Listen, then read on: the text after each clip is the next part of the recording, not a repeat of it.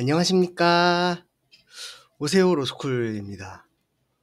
오늘은요, 어제였나 그저께였나 금값이 왜 계속 오르고 있는지 다뤄달라는 댓글 요청이 있어서 그거 가지고 한번 다뤄보도록 하겠습니다. 금값이 오르는 거는 일단 크게 두 가지로 나눌게요. 첫 번째는 전통적으로 금값이 오를 때 나타나는 패턴이고, 두 번째는 좀 비전통적인 이유로 나타나고 있는 금값 상승입니다. 왜냐하면 금값이 지금 사상 최고치거든요. 그런데 계속 이렇게 올라가는 만큼 그 정도로 전통적인 요인이 크지가 않아요. 그래가지고 일단 전통적인 요인을 빠르게 설명하고 그 다음에 비전통적인 요인들을 가지고 천천히 훑어보도록 하겠습니다. 먼저 전통적인 금값 상승 요인을 가지고 빨리 훑어드릴게요. 첫 번째는 금값이 올라간 게 아니라 그냥 돈이 많이 풀린 겁니다. 여기 분홍색 선이 보시면 미국 연준에서 그러니까 통화 모니터리 베이스, 그러니까 본원 통화가 분홍색 선으로 되어 있고요. 금값이 이 캔들스틱 차트로 봉 차트로 되어 있습니다. 근데 요거 가지고 보시면 이제 사실 거의 따라가요. 쭉 긴 흐름에서는. 결국에는 이게 1970년부터 지금까지 쭉 해놓은 건데, 1970년부터 2025년 현재까지 이렇게 많이 좀 달라진 적도 있었지만, 결국에는 금값이 같은 기간 동안 8,130% 올랐고요. 그동안 미국 본원 통화는 7,350% 올랐습니다. 이렇게 보면 그렇게 큰 차이가 안 나죠. 예, 금값이 조금 더 올랐는데 그 이유는 나중에 살펴보도록 하고요. 그 다음에 한 10년 정도 차트를 가지고 보면 이거는 여기 분홍색 선은 이제 이거는 그거예요. 미국 10년물 금리예요. 이거는 시장에 풀려있는 유동성이 정도를 가지고 나타내 주는 겁니다. 그런데 아시다시피 거의 반대로 움직이죠. 요거 금리 내려갈 때 금값은 올라가고, 요때 반대로, 요때도 금값이 내려갈 때 금리가 좀 반등했고, 거의 반대로 움직입니다. 이렇게 올라갈 때 내려갔고, 또다시 이렇고, 이런 식으로 움직입니다. 네, 그러니까 좀 중단기적 한 5년, 10년에서는 유동성이 많이 풀리면서 금값이 올랐고, 지금도 그거의 연장선상이라고 보시면 될 것 같아요. 비트코인 오르는 거랑 똑같아요. 비트코인이 결국에는 디지털 금이라고도 불리고, 실제로도 전략자산, 금과 비슷한 전략자산으로 백악관에서 트럼프 대통령이 지금 검토를 많이 하고 있죠. 그렇기 때문에 그렇습니다. 예, 그런데 첫 번째 그래프에서도 살펴봤듯이 사실 1970년부터 지금까지 쭉 거의 한 55년 동안 금값이 본원 그러니까 통화량 상승보다 조금 더 많이 올랐어요. 그런 것들은 금값이 상승을 가지고 불러오는 구조적이고 그 통화 정책에 연관이 되지 않은 비전통적인 요인들이 있기 때문입니다.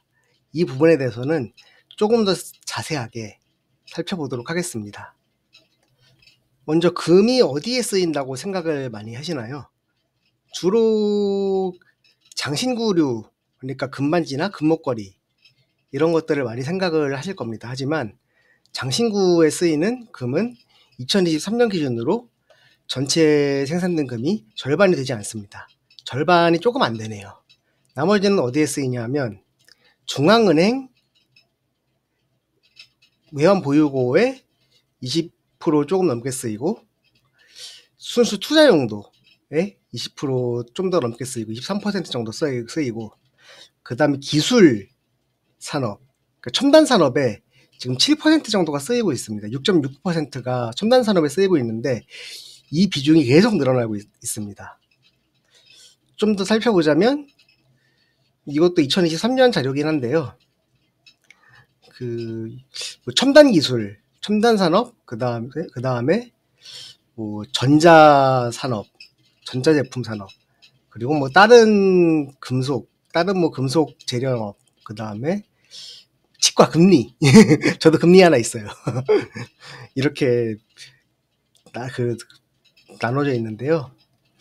뭐 전체적으로 2022년에 비해서 23년에 조금 더 줄었는데, 이거는 23년도에 22년도보다 반도체가 좀 불황이었어서 그렇고, 전반적으로는 반도체 등에 쓰이는 금 사용량이 계속 상승 추세입니다. 아무래도 전기가 굉장히 잘 통하고요.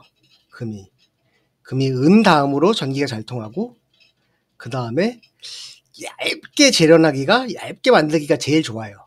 그렇기 때문에 반도체 같은 데서 미세 공정을 할 때 금으로 회로를 만들기가 좋습니다. 그래서 도시광산이라는 산업도 아마 들어보셨을 거예요. 도시광산 사업을 하는 사람들은 쓰레기장에서 전자제품들을 가지고 걔네들만 모아서 이제 금을 추출을 해요. 그게 금광석에서 추출하는 것보다 더 싸대요.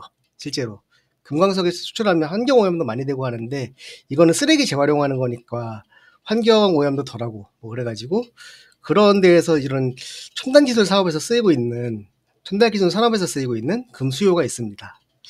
그 다음에는 약간 더 무거운 주제로 넘어가 보겠습니다. 지정학적인 이유죠. 바로 지정학적인 이유 뭐냐 하면, 2022년 2월에, 그러니까 벌써 3년 정도 되었는데, 러시아가 우크라이나를 가지고 갑작스럽게 침공을 했습니다. 그래서 3천억 달러에 이르는 러시아의 외환 보유고가 동결이 되었죠. 주로 서방권 은행에 있었으니까, 주로 미국이나 유럽 은행에 많이 있었기 때문에. 그것도 미국에서 제재를 많이 하니까 유로로 많이 바꿨는데, 유럽에서도 제재를 했기 때문에 다 쓸모가 없어졌습니다. 그래서 3천억 달러를 가지고 미국이 전쟁하거나 이런 데 쓰려고 모아놨는데 다 지금은 휴지 조각이 되었어요. 그래가지고 지금 이 동결 자산을 가지고 우크라이나 지원에 쓴다는 이야기가 계속 나오고 있습니다. 이것도 위험한 선례를 남길 수 있기 때문에 못하고 있는데, 계속 힘들어지면 뭐 더 할 수도 있고, 지금 일단 이런 뭐 우크라이나인을 위한 경제적 번영과 기회법이라는 법은 이미 바이든 때 서명이 됐었어요. 그래가지고 이미 미국의 러시아 자산을 가지고 몰수하는 게 가능은 합니다. 지금까지 안 하고 있을 뿐이지. 그렇기 때문에 지금 그러면 두려워하는 나라가 어디일까요? 러시아는 이미 다 뺏겼는데, 사실상 외환 보유고를. 러시아는 자기네들이 자기네 땅에 금으로 갖고 있는 건 안 뺏겼죠. 그렇기 때문에 중국이 금을 가지고 엄청 사모으고 있습니다. 중국도 혹시라도 대만을 침공하거나 아니면 트럼프 대통령이 다른 관세나 다른 이유로 중국을 제재를 하면, 미국 국채 같은 것으로 가지고 있던 외환 보유고가 다 휴지 조각이 되잖아요. 아니면 휴지 조각이 되지 않더라도 쓰기 힘들 수도 있고요. 그러니까 금을 가지고 많이 모으고 있어요. 2015년부터 엄청 많이 모았고, 지금 이것보다 비공식적으로 더 많이 모았다는 얘기도 있는데, 일단 공식적인 수치는 이런 식으로 계속 쭉 올라가고 있어요. 공식적인 수치만 해도 10년 전에 비해서 벌써 2배가 넘게 많이 모았어요. 반면에 최근 10년 동안에 Total Reserves Excluding Gold for China, 이거 연준 데이터베이스 쓰는 방법 지난 영상에서 알려드렸죠. 거기에 있는 데이터인데, 그러니까 금을 제외한 외환 보유고는 소폭 하락했습니다. 지난 10년 동안 오히려. 그러니까 이때 2015년부터 2017년까지가 중국이 금을 가지고 엄청나게 많이 모으고 다른 외화를 팔아서라도 금을 모으던 시절이었어요. 지금은 이제 뭐 수출도 잘 되고, 그러니까 그냥 어떻게 뭐 금도 모으면서 다른 외화도 모으고 있는 것 같아요. 뭐 그렇습니다. 마지막으로 이유는 조금 더 약간 오히려 좀 마이너한 건데요. 그래도 이 이유도 언급을 해야 될 것 같아서, 트럼프 대통령이 최근에 관세를 가지고 엄청나게 부과를 하고 무역 전쟁을 시작을 하니까, 이제 달러도 안전하지 않다, 아무것도 안전하지 않다 하면서 금으로 사람들이 많이 모이고 있습니다. 이거는 인도 기사라 가지고 인도 루피로 되어 있어요. 근데 사실 인도 기사라도 영어로 되어 있으니까 우리는 이걸 봅시다. 보면 investment demand hits new highs, 그러니까 투자 수요가 계속 사상 최고치를 경신하고 있고요. 뭐 아까 전에 말씀드렸던 지정학적 이유 나왔고, 그 다음에 또 중요한 건데 코맥스, 그러니까 미국 선물거래소에서 금 선물 투자가 아니라, 그러니까 금 가격 변동만 가지고 그 차익만 가져가는 게 아니라 실제로 실물을 가져가려는 수요가 늘어나고 있다고 합니다. 뭐 피지컬 골드 홀딩이라고 여기는 나와 있는데요. 이거 가지고 미국 선물 시장에서 트레이더들이 더 이상은 가격 차이를 가지고 정산하는 거에 그치지 않고 실물 인수도를 가지고 요구를 하고 있다고 해요. 이게 계속 늘어나고 있다고 합니다. 그래서 미국 선물거래소에서 허가를 내준 금 보관소, 웨어하우스, 금 보관 창고들이 지난 11월부터 지금까지 한 두어 달 만에 무려 73.5% 금 보관량이 73.5% 상승했다고 해요. 지금 이렇게 30.4 밀리언, 그러니까 3천만 트로이 온스인데, 이 레벨은 2022년 7월부터 가장 높은 레벨이라고 합니다. 네. 그래서 실제로 선물 거래소에서 선물 계약들이 현물 계약보다 더 비싸게 거래가 되고 있어요. 컨텐고로 거래가 되고 있는데, 주로 원두재 같은 경우에는 뭐 살짝 그럴 수 있지만 이렇게 컨텐고가 되게 심하다고 합니다. 프리미엄이. 그러니까 미래에 더 비쌀 것이다 라는 수요가 많은 것이죠. 그래서 결론이 뭐냐? 사라는 거냐 팔라는 거냐? 사실은 잘 모르겠습니다. 거기까지는. 제가 여기가 매도 추천을 하는 채널도 아니고요. 저는 자본시장법과 대한민국 상법과 형법을 준수합니다. 네. 그렇고요. 워낙 금값이 많이 오르기도 했다 보니까 조정을 받을 수도 있고, 그렇다고 해가지고 또 조정을 좀 받으면 또 중국이나 러시아 같은 데서 더 살 것 같고, 그렇기 때문에 어떻게 풀릴지는 잘 모르겠어요.